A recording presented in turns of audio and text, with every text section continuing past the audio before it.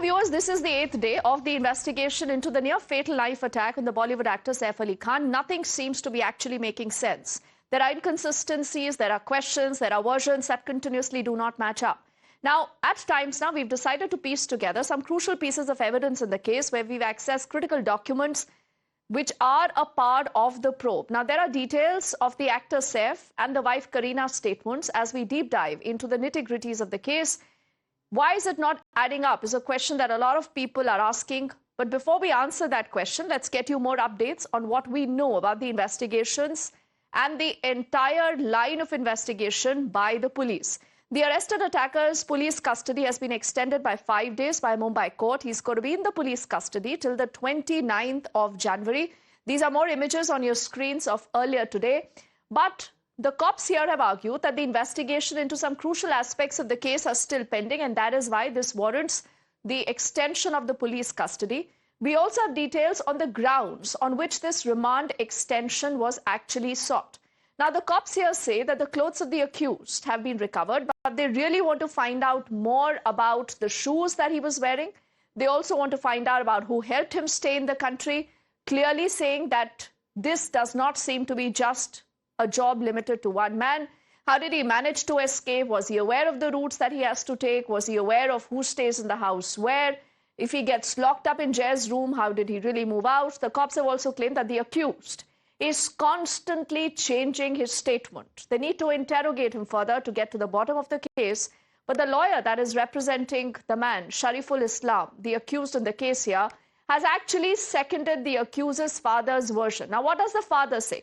The father said that the man that you see here on the CCTV is a different man. He is not my son. So this is what the defense has also been trying to say in the entire case. Let's listen in to what the lawyer had to say earlier. The police has come forward with the police custody of the accused. We have objected to the length. Already the investigation has been done regarding the weapon and everything. Everything has been done. It has been clearly stated in the court that the investigation related to the accused is over. Therefore, further police custody is not required.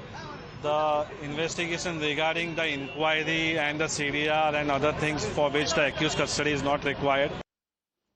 Now, there are also, remember, some documents that we'll bring to light. These are documents that have been submitted by the accuser's lawyer, claiming this to be from a private forensic lab. And they essentially are, depending on what this private lab has essentially seen when they compare these two pictures. And they say that this is just a face comparison, just a face mapping, where the idea is to try and show that the man that you see in the CCTV footage and the man who's been arrested by the police are two different individuals. So that is what the defense has been trying to say. They say the nose line, the eye line, the jaw line of the accused does not match with the man that you see on the CCTV footage. Let's also get in on this aspect. Our colleague Arunil, who's live with us. Arunil, there are only more questions that continue to add up. There is a private forensic lab report that is being cited here by the accuser's defense here. Will the Mumbai police care to respond, or they believe that this is nothing but a part of a usual strategy where you want to duck the blame?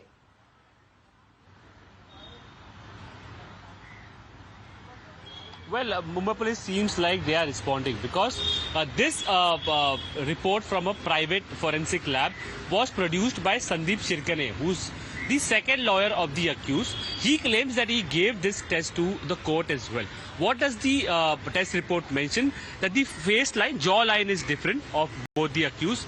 If we compare the accused who's been arrested and the accused captured in the CCTV camera. Eye line is different, hairstyle is also different. Now, Mumbai police, we understand, is expected to conduct a facial recognition test of the accused. So basically, under pressure, Mumbai police seems to be acting on it. Based on the facial recognition test, they can confirm it that it is the same accused. We have seen that how fingerprints already have been taken. Efforts have been made to match that as well. Another test that Mumbai police is expected to do is the skin test to confirm basically the complexion test, you can say, that was seen in the in the CCTV visual and of the accused as well. Now, I was speaking to the Maharashtra MOS, Maharashtra Minister of State Home Affairs, Yogesh Kadam. He said he's been part of the investigation right from day one.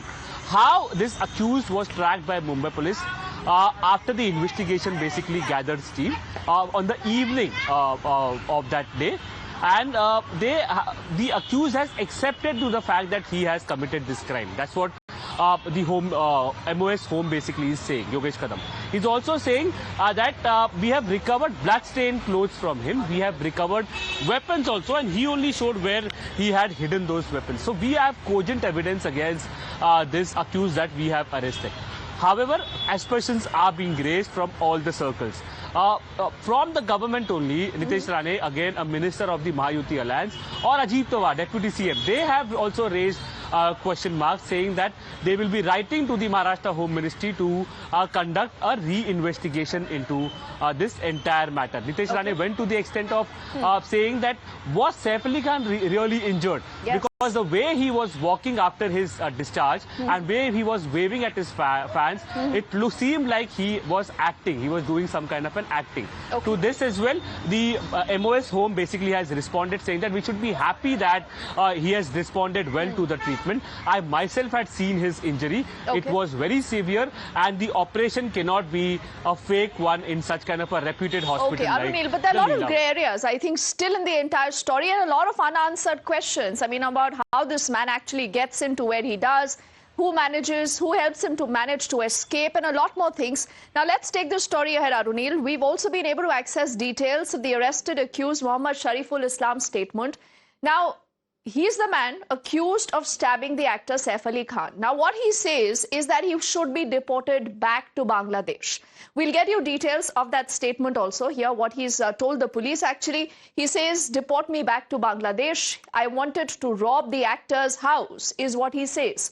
Though the version that has come in from the actor says that nothing is missing from my home. So people are asking whether there was actually any robbery. He says that I had no intention to harm the actor. I was broke. I needed the money, is essentially what he has said. He wanted to steal and flee to Bangladesh, but he was carrying a weapon. From where did he get that weapon? Again, these are questions. And he said, plan my escape from Meghalaya. I mean, that's the kind of story, that's the kind of version that he has put forward. He says, I entered India by crossing the Dalki River, paid about 10,000 rupees to an agent to enter Assam. So essentially telling us more about his route of infiltration is what they've said. And there is also an angle of Kolkata where he says from Assam, he travels to Kolkata. He stays in Kolkata for 3 days. This was in the May. From Kolkata, he came to Mumbai and he got a job, is essentially what he has said. So this is his statement to the police on basically how he moved from Bangladesh to India. Why did he decide to do what he did? We've also, in fact, put forward a graphical representation on the basis of the accuser's statement on how he does enter the building, because this is what people are curious about. How did he manage to do what he did? Now, he scales a 4-foot wall to enter this building. The attacker uses a ladder to climb almost 12 feet. Then he accessed the building's duct using, again, a ladder, is something that largely is understood now. He reaches the 4th floor. He cuts the rat mesh with a knife, as if, you know, the idea was very clear that he wants to go to a particular floor. He uses the staircase to reach the 10th floor of the building. Then he climbs to the duct pipe to enter the bathroom, is essentially, you know, his version of the entire story. He enters Khan's 11th floor flat via the bathroom. Then the attacker uses the same bathroom route to also escape. He used a duct from the 4th floor to reach the ground floor. He jumps a 12-foot wall after noticing that the ladder is missing.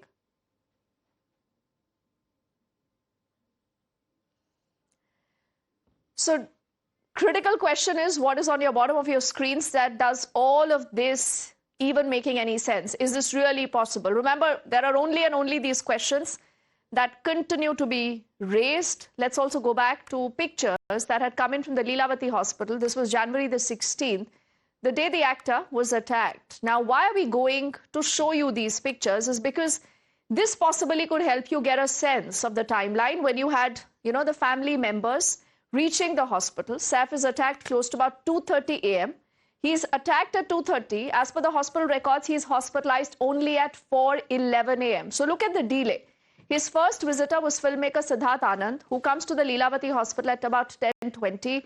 Then comes his wife Kareena Kapoor Khan at 1:04 p.m., after which the kids Sara and Ibrahim and sister brother-in-law also reach, along with the mother at night. The family members who didn't accompany Saif to the hospital come in at least 10 hours after the actor is attacked. Again, the question people are